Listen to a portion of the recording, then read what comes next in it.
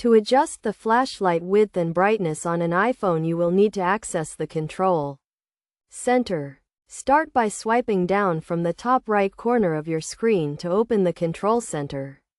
Once the Control Center is open, locate the flashlight icon, which is usually located on the bottom row of icons. Tap on the flashlight icon to turn it on.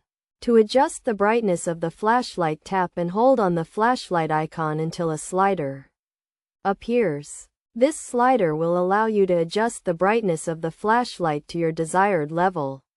As for adjusting the width of the flashlight beam, this is not a built-in feature on the iPhone. The width of the flashlight beam is determined by the physical characteristics of the LED light on your device and cannot be adjusted through the Control Center or any other settings.